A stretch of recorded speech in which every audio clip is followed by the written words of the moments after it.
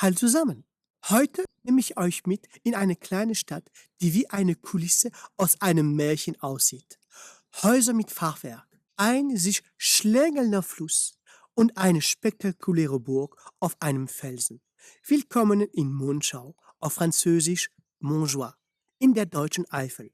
Jedes Jahr kommen Tausende von Besuchern, um diese malerische Stadt zu bewundern, ohne zu ahnen, dass sie ein ziemlich überraschendes historisches Geheimnis verbirgt.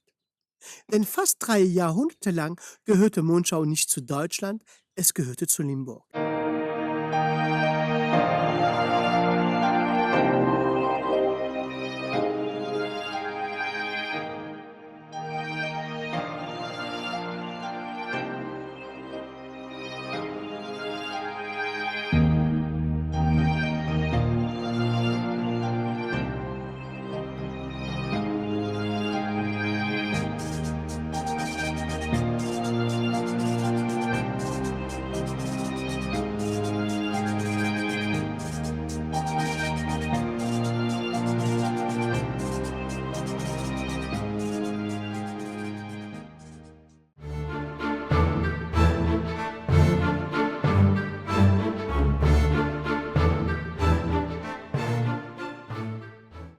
Die Geschichte dieser kleinen Stadt ist eng mit den Herzögen von Limburg verbunden, jenem mächtigen Fürsten des Heiligen Römischen Reichs, die einst die gesamte Region zwischen Maas und Rhein beherrschten. Kreuzzüge, kaiserliche Schlachten, feudalen Rivalitäten und dynastische Bündnisse. Alles beginnt Ende des 12. Jahrhunderts, als ein aus dem Heiligen Land zurückgekehrter Ritter beschließt, diesen einsamen Felsen im Hochtal in eine echte Felsung zu verwandeln. Und dieser Ritter hieß Walram von Limburg.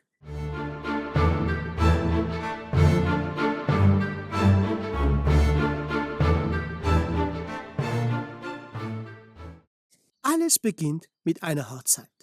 Die historische Verbindung zwischen Monschau und dem Haus Limburg festigte sich Ende des 12. Jahrhunderts. Im Jahr 1198 brachte Jutta oder Judith, Erbin des Gebietes von Monschau, diese Ländereien als Lehen ihrem Ehemann Walram III., Herzog von Limburg ein.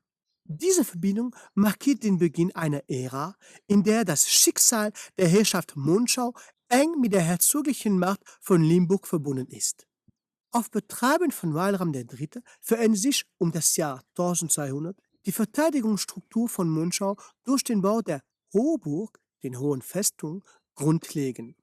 Dieser romanische Kern bildet das ursprüngliche Herzstück der heutigen Burg, um das herum spätere Befestigungsanlagen hinzukamen. Neben ihrer Rolle als Bauherren hinterließ das Herzogspaar durch die Gründung des Klosters Reichenstein im Jahr 1205 auch einen bleibenden geistlichen Eindruck.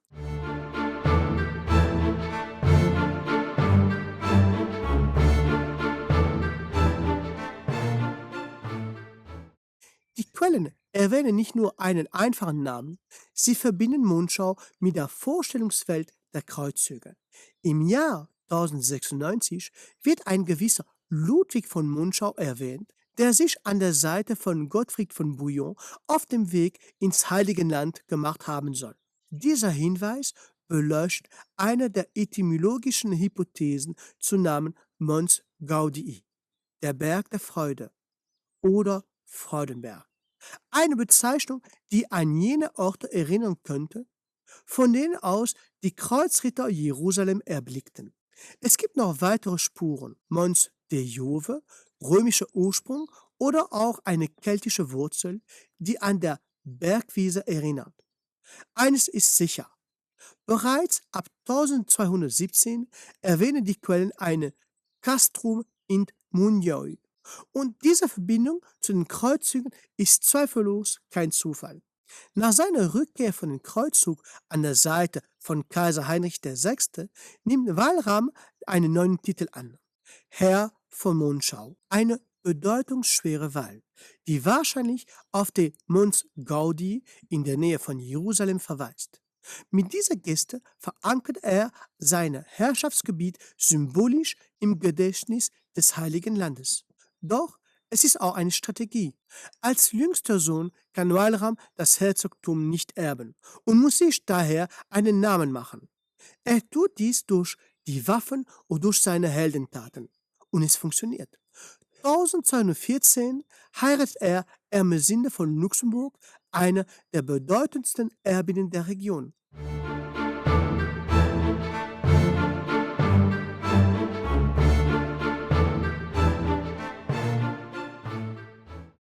Die Präsenz des herzoglichen Familie hält an und differenziert sich durch mehrere in den Quellen erwähnte Schlüsselfiguren. Heinrich von Limburg wird 1225 ausdrücklich als Herr von Monschau erwähnt.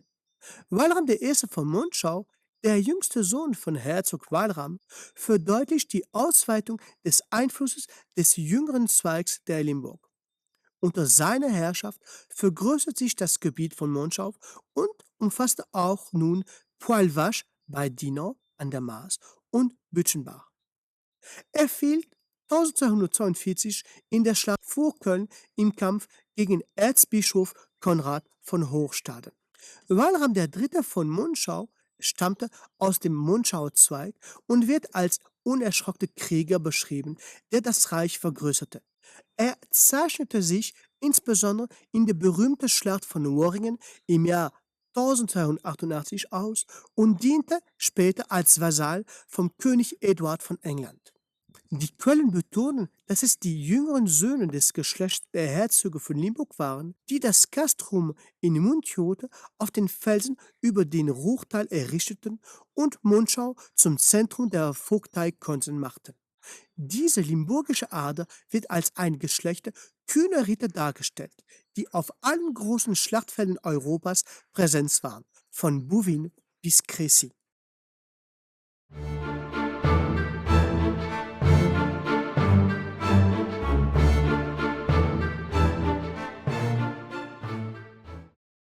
Aus geografischer und geopolitischer Sicht lassen sich anhand der Quellen die Lage von Monschau im Verhältnis zum souveränen Herzogtum bestimmen.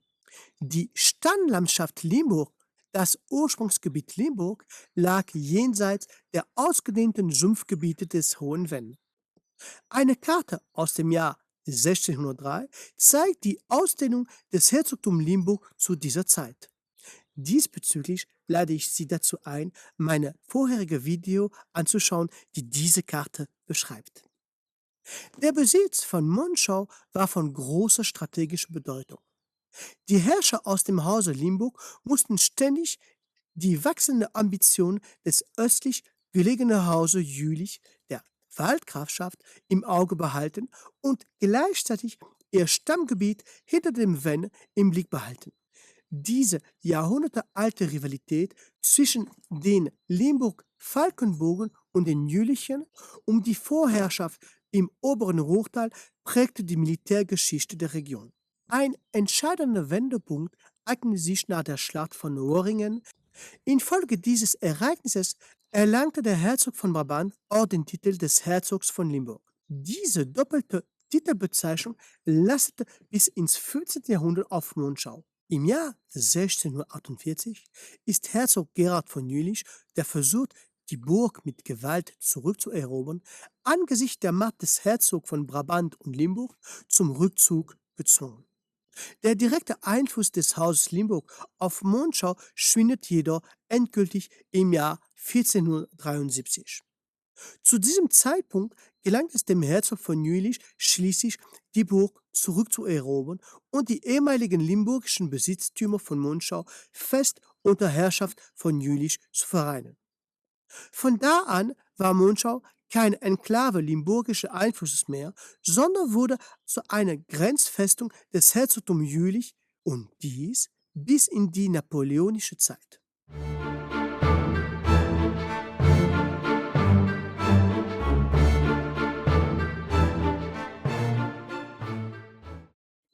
Zusammenfassend lässt sich sagen, dass das Herzogtum Limburg-Munchau nicht nur seine ersten Herrscher von europäischer Bedeutung bescherte, sondern durch den Bau seiner romanischen Festung und seine frühen religiösen Einrichtungen auch dessen monumentale Landschaft prägte. Ich danke Ihnen.